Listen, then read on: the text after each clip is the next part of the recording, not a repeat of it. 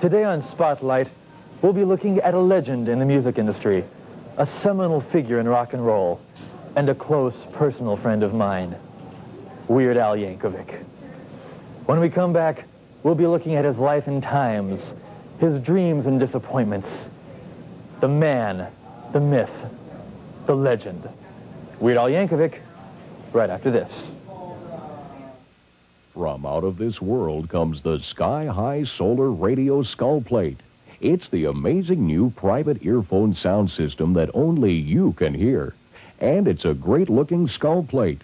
The secret is this scientifically designed AM transistor radio that we surgically embed in your scalp. And it gets its power from the sun. Sky High is always charging, whether you're at the beach, or on the slopes, working, or playing, on the go, or just plain relaxing at home. The Sky High Solar Radio Skull Plate. You won't look like a jerk.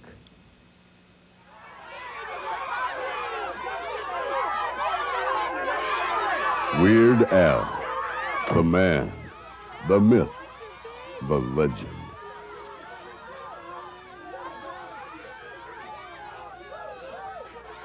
What's behind his incredible story?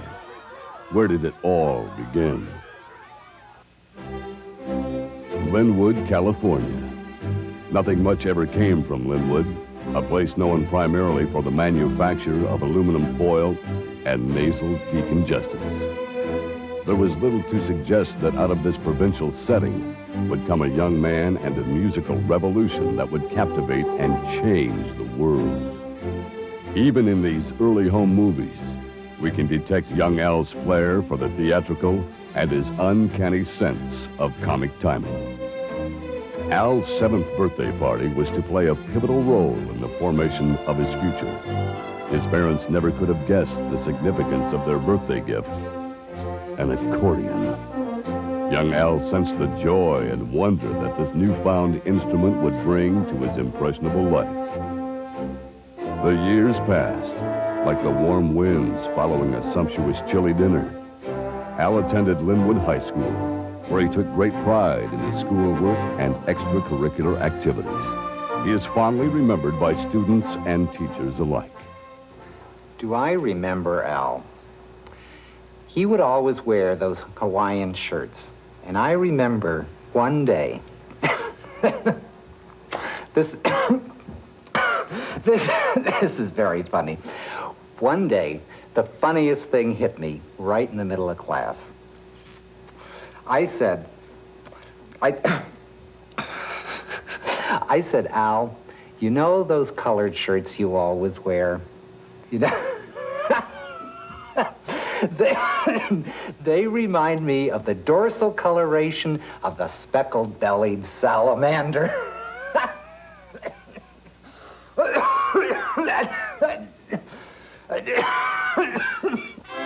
In addition to his studies, Al had a very active social life.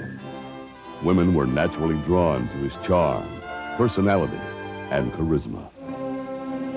In order to earn extra spending money, Al tried his hand at a variety of part-time jobs. During the summer of his junior year, Al's father got him a job at the Schuckman Pharmaceutical Company as a quality control tester in the nasal decongestant division. But soon, college life beckoned, and Al was off to Cal Poly San Luis Obispo. It was there that he majored in architecture, because, as Al himself later pointed out, it was listed first in the school catalog. We always knew that Alfred would make something of himself. Yeah, he was always a straight-A student, kind of kept himself, though. We were so proud when he announced that he was going to be an architect. Yeah, architects make pretty good money. Doctors make better money. But he wanted to be an architect. I always told him, whatever you want to do, it's okay with us. Just as long as you're happy. But then he started doing all that rock and roll stuff. We didn't understand. What did we send him to college for? Not so he could hang around with a bunch of jerks. He used to be such a nice boy. Where did we go wrong? After graduating, Al hired a manager and arranged auditions to put together his very first band. Okay, send the first one in.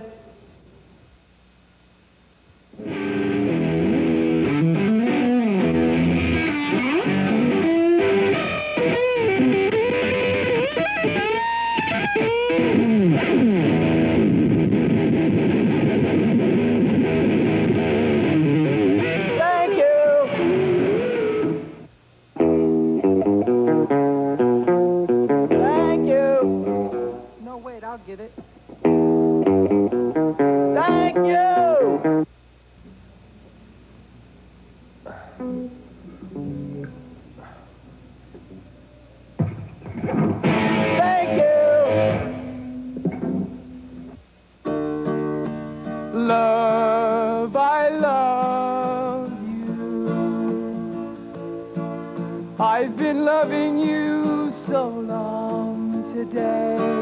Thank you. We'll let you know. Well, I suppose by now most of you have broken out in a cold sweat, so why don't you take a shower and, in the meantime, watch a music video. Dad blame Beverly Hills.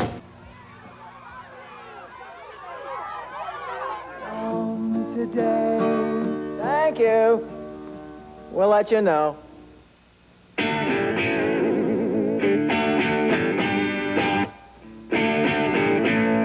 Thank you. Get her phone number.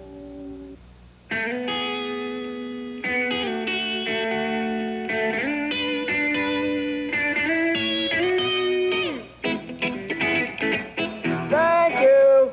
We'll get back to you. I don't want to do my laundry. I don't want to do my laundry. Why don't you do it for me? I love your love, baby, please. Do my little laundry for me. Despite his manager's efforts on his behalf, Al was finally able to put a band together. His first major concert appearance at the legendary Monterey Pop Festival set the musical world on fire.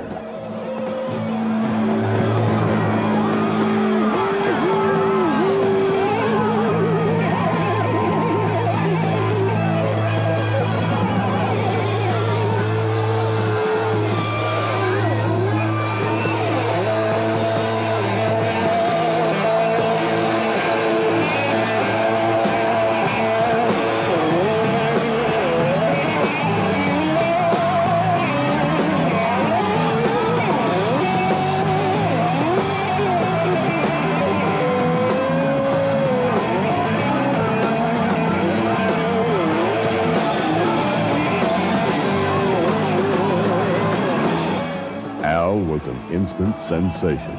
His dizzying rise to fame could only be compared with that of Right Said Fred.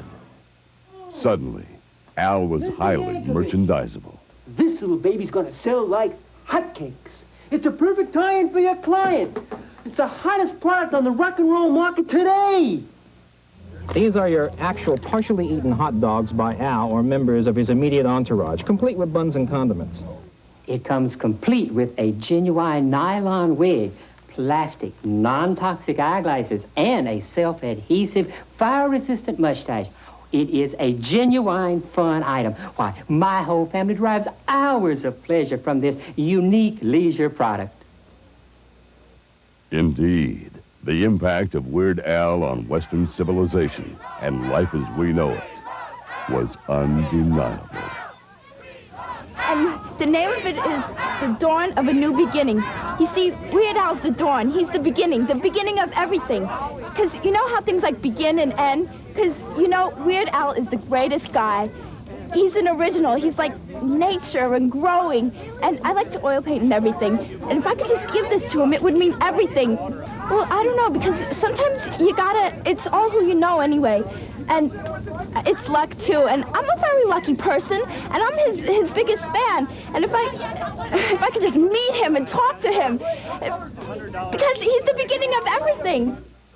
And now I'd just like to take this opportunity to say thank you to all of my fans who have been so supportive over the years. I can't begin to tell you how much you all mean to me. You know, without you, I'd be nothing. Well, not exactly nothing, but I'd be a worthless hunk of slime. I'd be a horrible, smelly, weasel-faced shell of a man just crawling around in the gutter and eating leftover macaroni and cheese out of the garbage can. I'd be this fat, hairy, disgusting slob with green teeth talking to fire hydrants and drooling on myself. I'd be less than human. I'd be a pathetic little worm. No, not a worm, a kangaroo! I'd just be this kangaroo hopping along. Did I say kangaroo? I meant an amoeba. I'd be a one-celled amoeba or a paramecium. Yeah, that's it, a paramecium. I can see it now. I'd be this lousy, stinking paramecium, just waving my flagella all around and translocating from place to place. I'd be this, hey, where you going? Hey, wait a minute, come back, hey! Weird Al Yankovic. Where will he go from here? What new worlds will he conquer? Who does he think he is? How should I know? I can't tell you what an intense thrill it is for me to be here playing videos for you all day long on Al. Music.